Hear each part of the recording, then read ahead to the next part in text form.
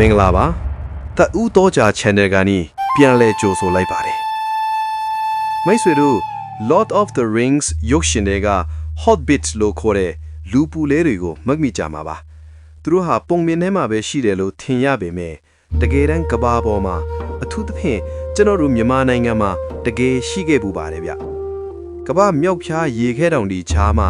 တာမန်လူရောက်ရခါလောက်ပဲအရက်ရှိတဲ့ရှားပါမျိုးနွယ်စုတစုနေထိုင်ကြပါတယ်သူတို့ကတော့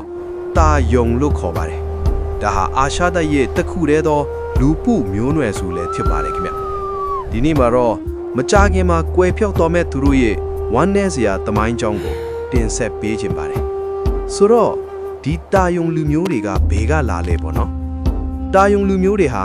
ကချင်ပြည်နယ်ပူတာအိုခရိုင်ရဲ့အစွန်အဖျားတိပတ်နယ်ဆက်နာကအဒုံလောင်လို့ခေါ်တဲ့ရေခဲတောင်ကြားဒေသမှာနေထိုင်ကြပါတယ်သူတို့ရဲ့ပစက်ရားစဝင်ဒနာရဲ့အရာဆိုရင်တော့ရှေးတုန်းကကဘာဦးတစ်ပင်ကြီးတစ်ပင်ရှိခဲ့ပြီးလူသားတွေအားလုံးဟာအဲ့ဒီတစ်ပင်ကြီးရဲ့အသီးတွေကနေဆင်းသက်လာတယ်လို့ယုံကြည်ကြပါတယ်လေဗျတာယုံတွေကတော့အဲ့ဒီတစ်ပင်ကြီးရဲ့အကိုင်းအထက်တွေပေါ်ကနေပြုတ်ကျလာသူတွေမို့လို့အရက်ပုသွားရတာလို့သူတို့ကိုယ်သူတို့ယုံကြည်ကြပါတယ်လေဗျဒါပေမဲ့သမိုင်းပညာရှင်တွေကတော့သူတို့ဟာလွန်ခဲ့တဲ့နှစ်ပေါင်း200လောက်ကတိဘက်ဒေသကနေမြန်မာနိုင်ငံဘက်ကိုရွှေ့ပြောင်းလာကြတဲ့ဒရန်လူမျိုးနွယ်စုဝင်တွေဖြစ်တယ်လို့ခန့်မှန်းထားကြပါတယ်သူတို့ရဲ့ရုပ်ရည်ပိုင်းကိုပြောရရင်တော့တာယုံတွေရဲ့ပြမ်းမြောက်အရက်ဟာလီးပီသို့မဟုတ်လီးပီတောင်မပြည့်ကြပါဘူး1960နှစ်ခုနှစ်တွေအရာဆိုရင်သူတို့ရဲ့ပြမ်းမြောက်အရက်ဟာ129စင်တီမီတာဆိုလိုတာက4ပြည်2လက်မလောက်ပဲရှိပါတယ်ဗျဒါပေမဲ့သူတို့ဟာအရက်ပုပေမဲ့တောတောင်တွေထဲမှာအသက်ရှင်ရပ်တည်နိုင်စွမ်း survival skill ကတော့အံ့ဩဖွယ်ပါဗျမဆောက်တဲ့တောင်ကန်မားတွေကိုကျွမ်းကျင်စွာတက်လောက်နိုင်တယ်လို့တောရိုင်းတရိတ်ဆိုင်တွေကိုဖန်ဆီးတာမှလည်းလက်ဖြောင်းကြပါတယ်အထူးသဖြင့်ညောက်တွေကိုအစိတ်လူးများတွေနဲ့ပစ်ခတ်ဖန်ဆီးပြီးစားတောက်လေရှိကြပါတယ်သူတို့ဟာရေခဲမှတ်အောက်ရောက်နေတဲ့ယာတီဥဒုတန်ကိုလည်းကြံကြံခံနိုင်သူတွေဖြစ်ပါတယ်ဒါပေမဲ့ဗျာတဘာဝတရားဟာသူတို့ကိုမျက်နှာသားမပေးခဲ့ပါဘူးသူတို့လူဦးရေဟာတဖြည်းဖြည်းနည်းပါးလာပါတယ်အထူးပြဿနာကတော့သူဤနီးချင်းပါပဲဗျ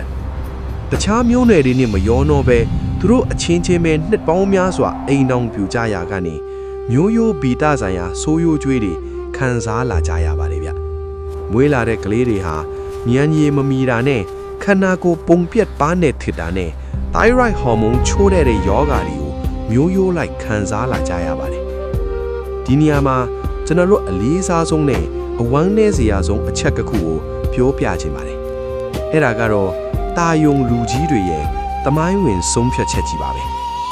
မိမိမျိုးနွယ်စုမှာမတန်ရှင်းတဲ့ကလေးတွေဆက်ပြီးမမွေးဖွားလာစေဖို့အတွက်သူတို့ဟာတာယုံအချင်းချင်းလုံးဝလက်မထပ်တော့ဘူးလို့ဂတိသစ္စာပြုခဲ့ကြပါတယ်သူတို့ဟာမျိုးထုံးဆုံးမယ်လို့သိတဲ့နဲ့နောင်လာမဲ့မျိုးဆက်စစ်တွေကျမ်းမာတန်ရှင်းဖို့အတွက်အရက်ရှည်တဲ့တခြားမျိုးနွယ်တွေနဲ့ပဲအိမ်အောင်ပြုကြတော့မယ်လို့ဆုံးဖြတ်ခဲ့ကြပါတယ်ဒါဟာကိုယ့်လူမျိုးပျောက်ကွယ်သွားမှာကိုယဉ်ပြီးအနာဂတ်အတွက်ပေးဆပ်လိုက်ကြပါ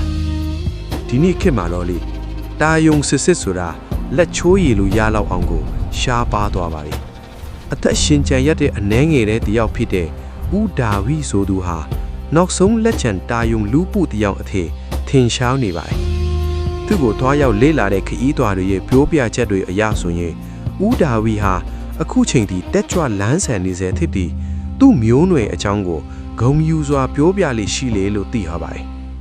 သူတို့ရဲ့သားသမီးမြေးမေတွေဟာအခုအခါမှာတခြားမျိုးနွယ်တွေနဲ့သွေးနှောသွားပြီးအရက်အမောင်းတွေလည်းပုံမှန်နီးပါးမြင့်လာကြပါပြီ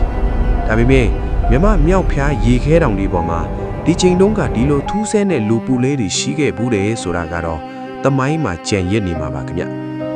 မိတ်ဆွေတို့အနေနဲ့ဒီလိုမျိုးရှားပါမျိုးနွယ်စုတွေအကြောင်းနောက်ထပ်သိချင်တာရှိရင် comment မှာရေးပေးခဲ့ကြပါအောင်ခင်ဗျ